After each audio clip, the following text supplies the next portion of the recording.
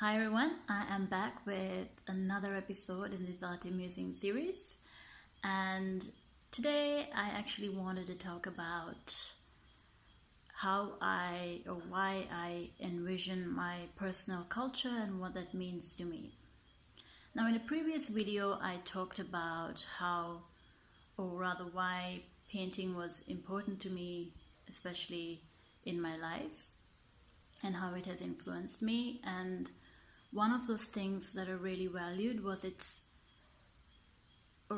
it taught me to envision and manifest creatively, and that also taught me how to envision and manifest in the rest of my life, and to bring into my life something that was very unique and creative and beautiful. Of course, it's not unprecedented for creative people to foreshadow events or possibilities. We see this with sci-fi writers, for example, who almost imagine things that their peers couldn't have ever considered to be a reality, even in the future, like certain technological advancements.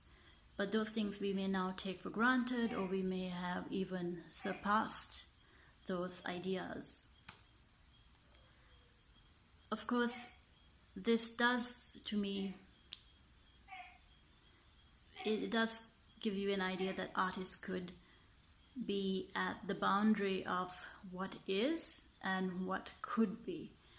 And perhaps in ancient cultures, this could also take on spiritual tones, because you were almost like a shaman. As an artist, you were almost like a shaman. You went out there, or you discovered aspects of life through creativity, and you brought that insight back to your culture or your community or your people. Now, I'm not saying I have such grand ambitions of any kind, I certainly do not, but I do try to utilize this skill of having a vision and then manifesting it in my everyday life, and how I try to present myself and how I try to live, basically. And coming from, having different cultures influence me, because I have grown up here in Sri Lanka, and it has had a huge impact on how my personality has developed over the years. But also having the Norwegian side in my family has definitely influenced me too, especially as a woman. But growing up, I certainly read all the books that I read, they were in English, because English was my first language and still is.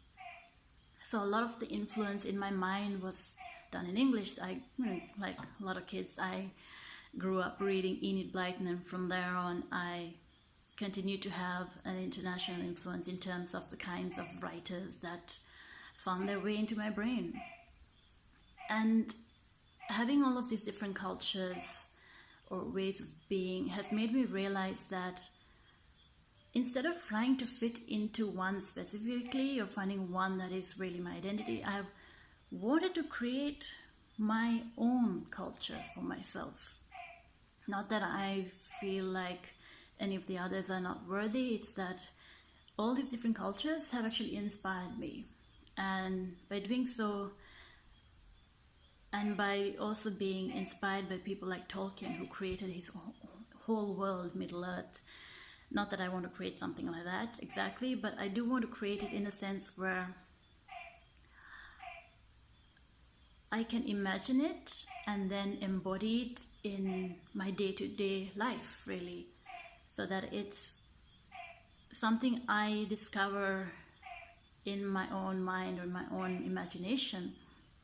So it's a journey for me too, but it's something that I am actually putting effort and attention to as well. So that I'm not just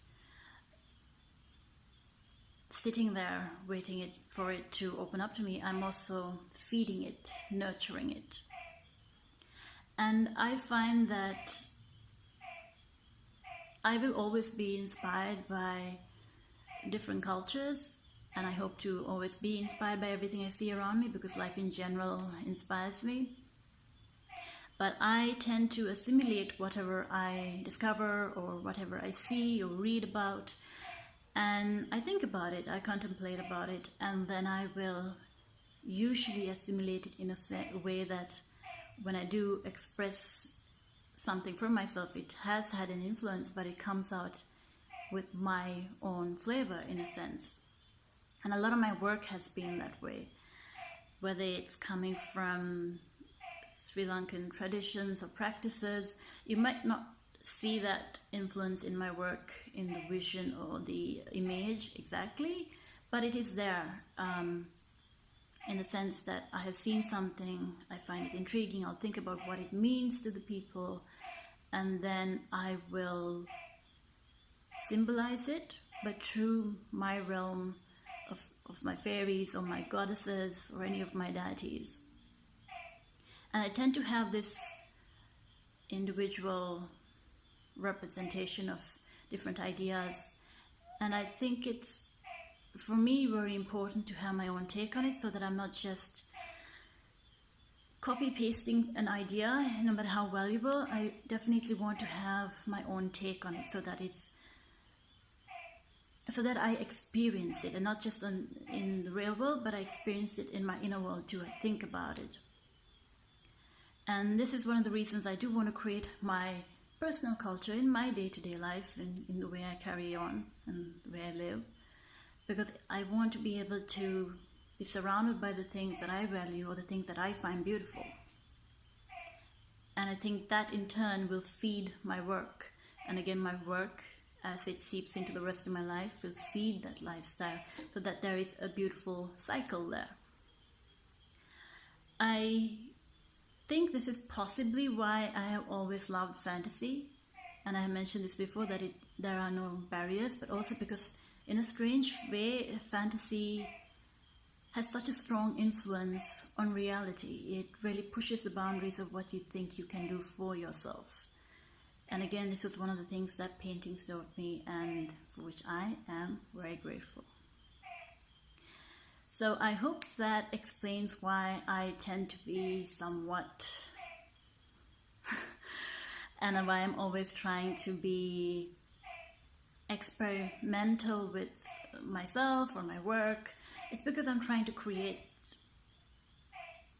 a culture for myself, so that I can live it, and that I am integrated with my own work, that it's not just some contrived idea and that I'm just trying to create something fanciful or pretty to look at. This is, in a way, something that represents something that has great value to me. And I hope that comes across, and I hope that over time I learn to be more and more candid on canvas. And I hope that my videos as well will be able to open you guys up to what it is I'm doing.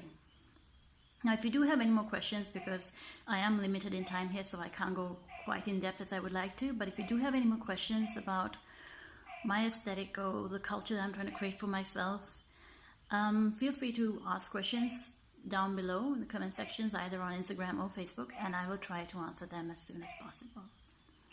So I am going to sign off for this Saturday night. I hope all of you are having a great time wherever you may be. And until the next video, take care and goodbye.